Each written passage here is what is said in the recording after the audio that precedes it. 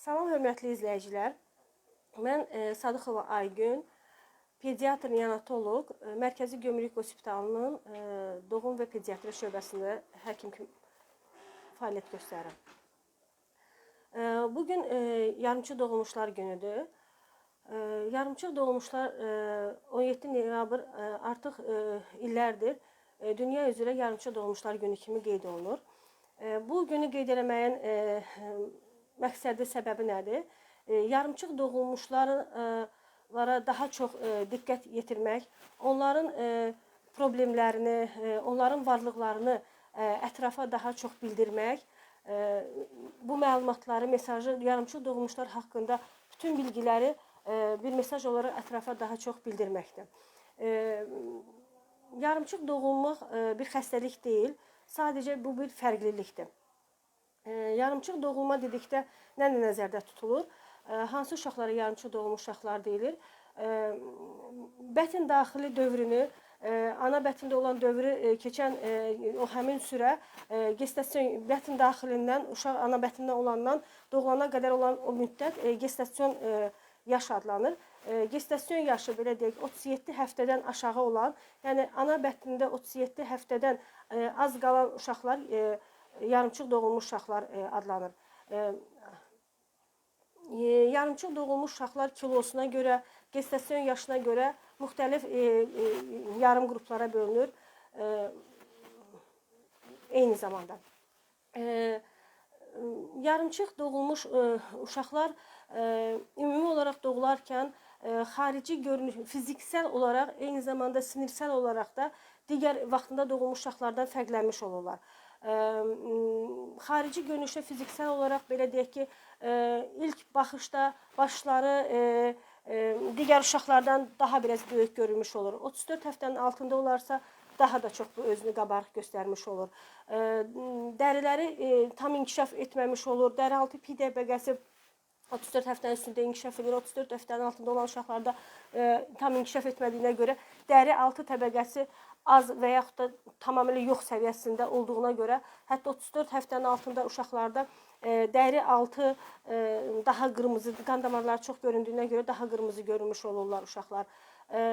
Oğlanlarda və qızlarda uyğun olaraq, seçici olaraq cinsiyyət orqanları tam inkişaf eləməmiş olur. Göz qapaqları bəzən, belə deyək də, daha aşağı yaş uşaqlarda göz qapaqları daha şişkin, bəzən tam açılmamış vəziyyətdə olur. Uşaqlar ümumi hipotonik olurlar, digər vaxtında doğulmuş uşaqlardan fərqli olaraq. Amma bütün bunlara baxmayaraq, yarımçıq doğulma bir xəstəlik deyil, bu bir seçici, bu bir fərqlilikdir. Əgər bütün doğulan uşaqların, dünyada bütün doğulan uşaqların hər 10 uşaqdan biri yarımçıq doğula bilir. Və yeni doğulmuşlar içərisində ölüm faizinin, ölüm nisbətinin yarımçıq doğulmuşlar üzərinə daha çox düşməsini nəzərə alsa, onlar üzərində yarımçıq doğulmuşların müayinə və müalicəsi, onların sonraki inkişafı, böyüməsini üzərində işlərimizi günbəgün artırırıq. Belə ki, bir uşaq yarımçıq doğulursa, o xüsusi təyinatlı, səviyyəli yarımçıq doğulmuş uşaqlara uyğun müalicə və müayinəsi olan xəstəxanada və yaxud doğum şöbəsində, eyni zamanda lazımı avadanlıqlarla təmin olunmuş xəstəxanada sonradan müayinə və müalicəsi aparılmalıdır. Yarımçıq doğulmuş uşağa düzgün, belə deyək də, sevgi ilə, şəfqət ilə, bilgi dolu, düzgün yaxınlaşarıqsa, ondan sonraki inkişafı hər şey qaydasında gedər. Amma bəzi hallarda olur ki, belə deyək ki, uşağın yarımçıqlıq dərəcəsi, yəni gestasiya yaşı nə qədər az olarsa, o daha ağırlığı xarakterizə olunur. Bəzən daha çox həkimlərin səylərinə baxmayaraq yarımçıq doğulmuş uşaqlarda onlar sonraki yaşam dövrlərini digər sağlam uşaqlarla eyni cür aparmayıb. Bəzi problemlərlə ömrü boyu qalmış olur. Görmə, eşitmə problemləri, beyin problemləri və s. Ömrü boyu qalmış olurlar. Yarımçıq doğulmuş uşaqlara ilkin olaraq baxan həkim neonatoloq, sonra neonatoloqun verdiyi təlimatları, tapşırıqları sevgi dolu, belə deyək də, şəfqətlə yerinə yetirən tibb bacıları, hansı ki işimiz onların səylərindən, onların professionallığından çox asılıdır.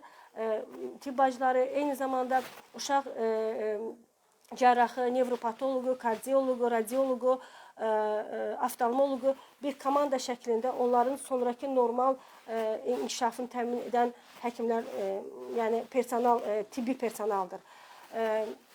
Belə deyək, yarımçıq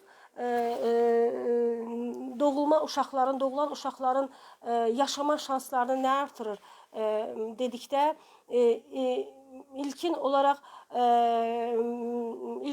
nələri düşünə bilirik? Son illərdə reanimasiya və intensiv terapiya şöbələrində texnolojilərin, avadanlıqların, həmin yarımçı doğulmuş uşaqlara xidmət edən avadanlıqlara yüksək səviyyədə olması, müasir tələblərə uyğun cavab verməsi, tibbi personalın professionallığı bu bir tərəfdən, uşaq doğulmamışdan belə antinatal dövrdə steroidin vurulması, uşaq doğulandan ehtiyac olursa surfaktantın istifadə olunması ağciyərin vaxtında inkişafının getməsinə, açılmasına kömək edir və uşaq doğulandan əmmə refleksi varsa və yaxud da heç yoxdursa da ağız baxımı kimi ana südünün istifadə olunması yarımçıq doğulmuş uşaqların yaşama şansını artırmasına, onlarda ölüm nisbətinin azalmasına gətirib çıxaran faktorlar kimi təsdiqlənmişdir. Belə, əgər bir yarımçıq doğulmuş uşaq doğulursa, o xəstəxanada müəyyən bir sürə xəstəxanada qalmaq məcburiyyətindədir və həmin xəstəxanada qaldığı müddətdə onda hansı problemlər varsa, onun normal həyata qatıla biləcəyi vəziyyətə uyğunlaşdırana qədər o xəstəxanada qalmaq məcburiyyətindədir və bu vaxtlar uşaqlar qidalanmasına bir nəzər yetirək. Əgər uşaq ilk doğulan günündən ağız baxımı deyilən bir şey var, əgər uşaqda bu və digər səbəbdən qidalanması, ana südünə qidalanması mümkün deyilsə, ən azı 2-3 saatdan bir 1-2 milli damla şəklində ana südü ağzına damızdırır. Bu, uşaqda əmmə refleksinin artmasına, uşaqda tənəffüsün, ürək döyüntülərinin sayının normallaşmasına, hal-hazırda onda baş verən xəstəliklərin tez sağalmasına kifayət qədər kömək elədiyi təsdiqlənmişdir. Əgər uşaq ana südü ala bilmirsə, ona lazım olan qidalı maddələr, karbohidratlardır, yağlar, lipidlər, minerallar və s. Uşağın gününə, yaşına görə və kilosuna görə hesablanıb venodaxili yer edilmiş olur. Amma ağızdan qidalanma mümkün olan ilk anlarda mütləq ana südü istifadə olunmalıdır və mütləq bunun bir altından xətt çəkərək deyirəm ki, mütləq ana südü istifadə olunmalıdır. Çünki uşaq yetəri qədər ana bətnində zaten qalmadı. O lazım olan immun sistemi tam formalaşmayıb. Ana südündə olan antikorları lazım miqdarda ala bilməyibdir o. Və ana südünün tərkibində antikorların, xüsusilə də yarımçıq doğulmuş ananın ilk ana südü kolostrum adlanır. Vaxtında doğulmuş analarda bu kolostrum hardasa 3-4 gün, 5 günə qədər olur.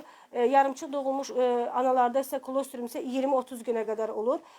Yarımçıq doğulmuş anaların südündə, ilk ana südündə belə deyək, kaloriliyi çoxdur onun, beta karotinlər çox olduğuna görə daha yağlıdır, sarı rəngdədir. Karbohidratları çoxdur, yağları bir qədər azdır. İmmun sistemi gücləndirən laktoferindir, orada lizasindir, immunoglobulin A daha çoxdur. Yəni bunlar uşağa sonra onda olan xəstəliklərin daha tez sağalması üçün, uşağın həyatda yaşamaq şansını artırmaq üçün xəstəxana daxilində aldığı müalicə ilə eyni zamanda bəlkə də deyərdim, hətta onunla eyni, bəlkə də ondan daha artıq olan bir şey ana südüdür. Yəni mütləq. Belə deyək, bəzən olur ki, analar, bəzən yox, çox zaman ana uşağı doğulandan sonra uşaqla eyni vaxtda xəstəxanada qala bilmir. Amma o mütləq anadan uşağa vacib olan, belə deyək, lazım olan ən birinci köməyi onun ana südünü gətirməsidir. Gündəlik ana südünü gətirməsini mütləq nəzərdə saxlamaq lazımdır. İkinci bir tərəf, ana ilə uşaq arasında bir bağlantı. Ananın bir psixoloji durumu yarımçıq doğulmuş uşaqlar vaxtı. Bir ana ola bilər ki, planlı şəkildə bilir ki, onda yarımçıq uşaq doğulacaq. Bəzən ona bir qədər hazır olur. Bəzən olur ki, bu birdən baş vermiş olur. Yəni ana buna psixoloji olaraq hazır olmur və uşağa yarımçıq doğulur. Əksəriyyət valideynləri maraqlandıran, yarımçıq uşaq doğulan anaları, valideynləri maraqlandıran bir sıra suallar var. Bunlar hansılardır? Mənim uşağım niyə yarımçıq doğuldu? Mənim uşağım yaşayacaqmı? Ən çox maraqlandıran suallar. Mənim uşağım yaşayacaqsa, əgər digər sağlam doğulmuş uşaqlarla, vaxtında doğulmuş uşaqlarla eyni cür mü olacaq gələcəyi? Onun kimi böyüyəcəkmi? Fiziki və əqli olaraq onlar kimi olacaqmı? Mənim uşağım xəstəxanada, daha sonra artıq bu problemləri keçəndən sonra daha ikinci etap suallar gəlir. Uşağım xəstəxanada nə qədər qalacaq? Nə vaxt evə gedəcək? Nələr o andan sonra mən evə apara bilərəm? Və evə aparanda bu uşağa evdə məsələn vaxtında doğulmuş uşaqları varsa, evdə digər uşaqlarım kimi eyni cür mü baxacam bu uşağa, yoxsa özəl olaraq hansı bir məqamlara diqqət eləməliyəm deyilən bir suallar əksəriyyət valideynləri narahat edən suallar olur. Bu sualların çözülməsində əsas belə kömək edən məqamlar uşağın doktoru, həmin yarımçıq doğulmuş uşağın doktoru, neonatologu, aparıcı doktoru və ona qulluq edən personal ilə həmin ananın sağlam, belə mütəmadi, müntəzəm münasibəti olmalı və doktor ona hər bir şeyin necə olduğunu ananın başa düşə biləcəyi şəkildə, aydın şəkildə deməli, qarşıda hansı problemlər gözləyərsə onları belə açıq şəkildə izah etməli və bu xəstəxanada nə qədər yatır, nəyə görə yatır və nələr olandan sonra evə gedəcək və evdə hansı işləri uşağa qulluq etmək üçün hansı özəl məqamlara diqqət eləməlidir, bunları bir-bir valideynə vurğulamalıdır. Amma valideynin isə bu məqamlarda doktor uşağı xəstəxanada müayinə və müalicəsi ilə məşğul olduğu halda valideyn isə evdə özünü psixoloji olaraq uşağı evə gələndən sonra ona sağlam, normal xidmət etməsi üçün hazırlamalıdır. İlkin olaraq valideynin yuxusu, diqqət eləməlidir, yuxusu uşağını tam doktorlara etibar edib və özü ilə sonra məşğul olmalıdır. Yuxusu normal olmalıdır, qidalanması normal olmalıdır. Mayeəsi günə 3-4-5 stakan su içsə bəsdir, bəzən deyirlər 3-5 litr içsin, o həddən artıq çoxdur, ehtiyac yoxdur. Və psixoloji durumu rahat olmalıdır və imkan olduqca uşağın yanına getməli, tez-tez uşağının yanında olmalı. Əgər uşağı aparatlara bağlı deyilsə, oksigen ehtiyacı yoxdursa, o normal otaq temperaturunda istiliyini saxlayırsa, uşağa qulluq və baxımında ona qulluq edən tibbi personalının müşayiəti ilə mütləq o bir müştərək iştirak eləməlidir. Uşağı qucağına almalı, əzizləməli uşağı, uşağı əmizdirmədə, ağızdan əmizdirmə, yedizdirmə yollarının, əgər uşaq döşlə əmizdirə bilirsə, əmizdirmə əmməsi varsa, adətən əmmə uşaqlarda 34 həftənin üstündə formalaşmaya başlayır. Əgər uşağın əmmə udma aktı varsa, döşlə əmizdirməyə cəhd eləməli. Təbii ki, ona uşağa qulluq edən tibbi personalın müşayiəti ilə və yaxud biberonla yedizdirməli və yaxud da ki, şprislə yedizdirməli və yaxud fincanla və yaxud barmaqla yedizdirməli. Yəni, bunlarda özü bilavasitə iştirak etməli. Bunlarda iştirak edərsə, ana artıq özünü güvənli hiss edir. Mən uşağıma baxa bilərəm, bir belə də güvəni yaranmış olur anada. Belə bir şeydim, kenguru baxımı deyilən bir baxım da var. Bunun mənbəyə gedir 1979-cu ildə Kolumbiyada az təminatlı durumlarda, küvez olmayan vaxtlarda İki doktorun, neonatoloqun yarımçıq doğulmuş uşağın belə deyək də müalicəsi üçün onu sadəcə başında bir papaq olub, bədəni çılpaq şəkildə ananın döşlərinin arasına yatızdırır və sonra bir dəsmalla sarmışlar. Bu belə deyək, uşağın ana bətnində kifayət qədər qalmayıb, bu yarımçı doğulmuş uşaqlara aiddir. Ana bətnində kifayət qədər qalmayıb, o özünü ana bətnində olduğu kimi hiss edir, özünü ana qucağında güvənli hiss edir. Uşaqda əmmənin artmasına, əmmənin formalaşmasına, anada südün artmasına, uşaqda hal-hazırda olan xəstəliklərin daha tez sağalmasına, uşaqda tənəffüsün, ürək döyüntülərinin sayının normallaşmasına kifayət qədər müsbət təsiri olduğu bu sübutlanmışdır. Bu o vaxt 1979-cu ildə ilk olan bir məsələdir, amma sonradan 1985-ci ildə bu daha geniş miqyasda tanımlanmışdır və bu UNICEF tərəfindən dəstəklənmiş və məsləhət görülən bir haldır. Yəni bu hal-hazırda uşaq əgər oksigen ehtiyacı yoxdursa, normal otaq temperaturunda bədən temperaturunu saxlaya bilirsə, aparatlara bağlı deyilsə, yəni müəyyən şərtlər haqqında təbii ki, bunu uşağa müalicə edən həkim uyğun bilirsə, bu istifadə olunur, kenguru baxımı istifadə olunur. Ana yaxası açıq, rahat açıla bilən bir paltar giyilir. Uşağın başında papaq olmaq şərtinə ana uşağın sinəsinə alınır, sıxır və uşaq başı görünmək şərti ilə paltarın digər tərəfini, paltarın yaxasını düymələyir.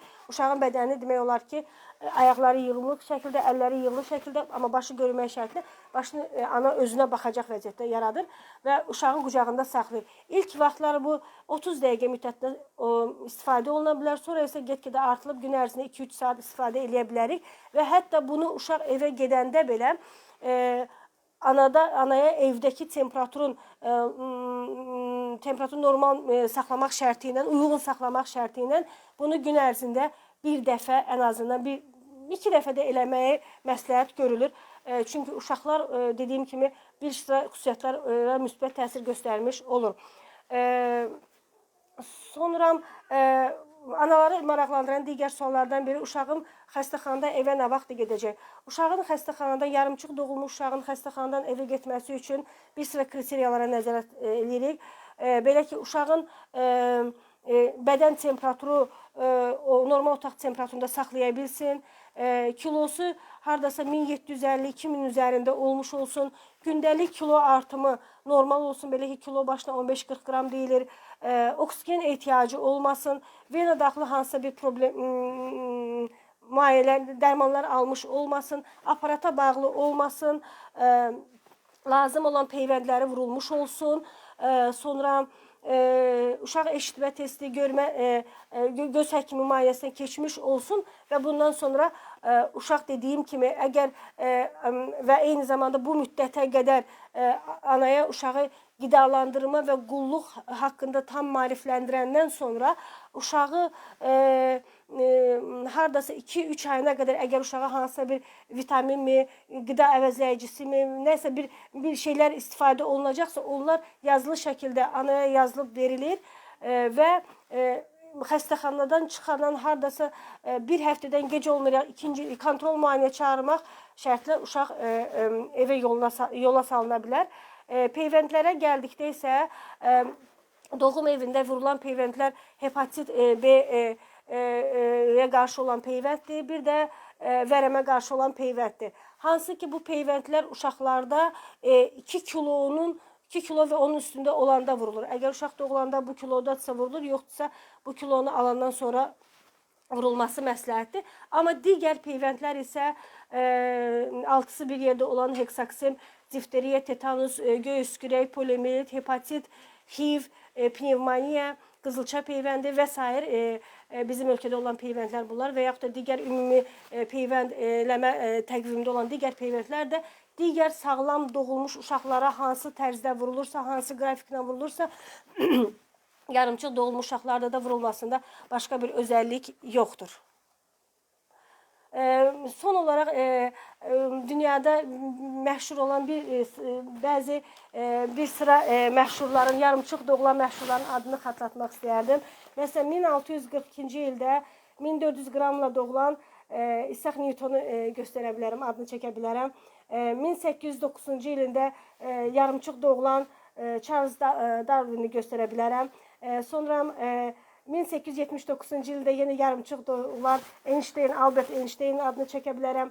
Sonra məşhurlardan 1769-cu ildə yarımçıq doğulan Napoleon Bonaparte və sairinin adını göstərə bilərəm. Və bildiyimiz kimi də, tarixdən bildiyimiz kimi də həmin bu məşhurlar da işlərinin başında olub, seçilmiş, sayılmış adamlar, öz işləri, ixtisasları üzrə seçilmiş, sayılmış adamlardan olub və buradan da genel olaraq bir nəticəyə gələ bilərik ki, yarımçıq doğulma xəstəlik deyil, yarımçıq doğulma bir fərqlilikdir, həssasiyyətdir. Bu uşaqlara vaxtında doğru, düzgün yanaşma onların sonraki böyüməsini və inkişafında heç bir əngəl törətmir. Sağlam, vaxtında doğulmuş uşaqlarla heç bir fərqi olmadan fiziki olaraq, əqli olaraq onlarla eyni ortamda olur. Hətta deyərdim ki, məşhurlar sırasında da qədərdə gəlib çıxa bilirlər. Diqqətinizə görə təşəkkür edirəm.